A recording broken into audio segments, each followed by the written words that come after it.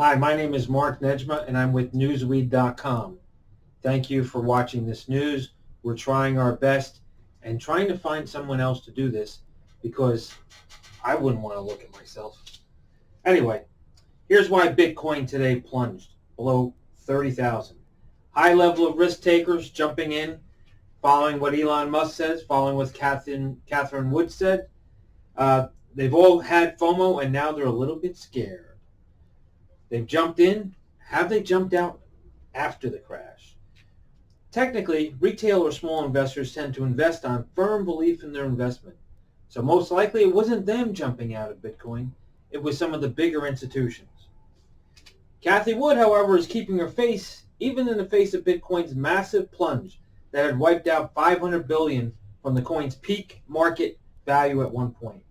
The head of ARK Investment Management said in an interview on Bloomberg TV that she still expects cryptocurrency to reach a price of $500,000.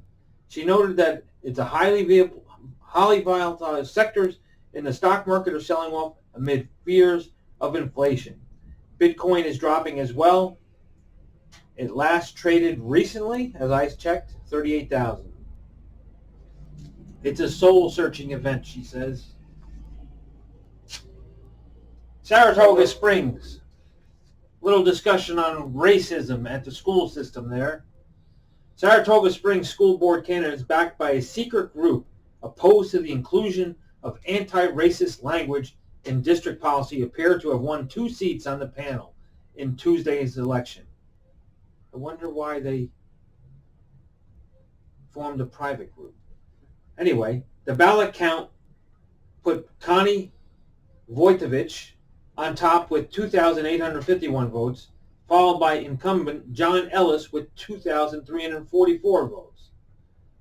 Wojtowicz and Ellithorpe were backed by Saratoga Parents for Safer Schools, the group that was founded on pressing for more stringent security measures in schools, including armed guards on grounds monitoring, as well as moving Saratoga Forward, a Facebook group that says it supports diversity and inclusion, but demands that students aren't taught that they are born racist or born a victim. The official vote count suggests that the rash of emails and Facebook posts from opponents blasting the district plan for modeling anti-racist language and action won the day for 2 of the 3 winners. The 3 won their spots over Cassie Putnam with 2,232 votes and Christina Kraszewski with 2,208 votes. The new members will be installed on July 1st. As directed by the State Board of Regents, all schools in the state are creating diversity, equity, and inclusion policies.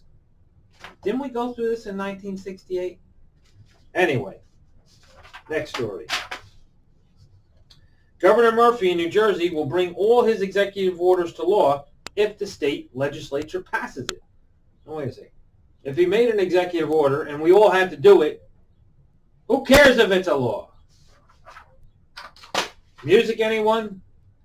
New Jersey live music venues are waiting for disbursement from both the federal Shuttered Venue Operators Grant, which will allot $16 billion for venues across the country and $15 million for Jersey venues from the state's disbursement of CARES Act funds. Just play the music, man. Come on, don't ask for a handout. Anyway, Mitch McConnell opposes a bipartisan investigation into the protest in Washington, D.C. Let it go, cries the majority of people. Go back to work, Congress, or better yet, just do some work besides dividing our country. In Midwestern politics, a very nice lady, Corrine Wood, Illinois' first female lieutenant governor, has died at age 66. Blessings to her family. Former Alabama pitcher Spencer Turnbull throws Detroit Tigers' 8th no-hitter. A little over 10 years ago, Justin Verlander tossed his 2nd career no-hitter. Spencer Turnbull joined him in the history books. The 28-year-old right-hander threw the 5th no-hitter in the majors this season, blanking the Seattle Mariners 5-0 on Tuesday. A 4th-inning walk to Jared Kelenic and a 9th-inning walk to Jose Marmolejos were the only things that prevented perfection. He said, it's just a dream come true. Who played for Alabama from 2012 to 2014. Probably the best day of my life. Former car wash in East Nashville, Tennessee is transforming its dining spot with 6 restaurants. The owner, it's rumored, is insisting that people shower before they come in. Turkey has turned off the lights on Lebanon. Turkey's car power ship, which provides electricity to Lebanon from 2 barges, said it was shutting down supplies over payment arrears and a legal threat to its vessels amid the country's economic crisis. The company, which supplies 370 megawatts, or about 1/4 of Lebanon's supply, told the government this week it would have to shut down in the absence of move towards a settlement. Turkish firms tell Lebanon to fix debts or face power cuts in Lebanon. It goes on and on. The shutdown threatens longer daily power cuts across a heavily indebted nation, which did not have enough capacity to meet demand even before car power ships move, which it announced on Friday. Many people rely on private generators or struggle for several hours a day without power. The company made a statement saying that for 18 months we have been exceedingly flexible with the state, continually supplying power without payment or a payment plan.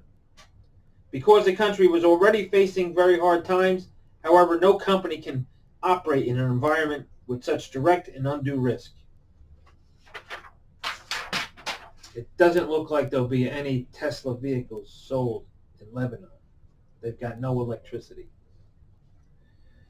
Anyway, Lebanon's finance ministry said it had been notified by the Turkish firm and cited a legislator saying the country could face total darkness in case of a shutdown. It has made no public statement about any talks. A Lebanese prosecutor threatened this month to seize the barges and fine the firm after Lebanese TV channel Al Jadid reported corruption accusation over the power contract. The company denies the charges. Big trouble, no lights, no Teslas. Okay. Over on the upper coast there, Israel fighter jets continued to pummel the Gaza Strip in early hours of Wednesday, flattening residential buildings and killing at least 4 Palestinians. I've heard last that there are 219 dead Palestinians. Earlier, Israeli forces shot dead the 4 during protests. And it's been updated that 227 Palestinians, including 64 children, have been killed in Gaza. Netanyahu says he's determined to continue Gaza attacks despite the pressure he's getting from politicians, particularly Biden's call. France is hopeful of a UN resolution in Gaza. Truce. French Minister Jean-Yves Le Drian said he was hopeful at a UN resolution calling for a ceasefire between Israel and Palestinians. Today, that's May 19th. There's a lot of activity in the markets, up and down, uncertainty on political performance, uncertainty on a market performance. Let's hope for the best and hope that COVID ends. Of course, India still has terrible problems. We'll see you tomorrow on May 20th.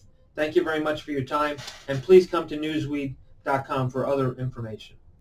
Thank you.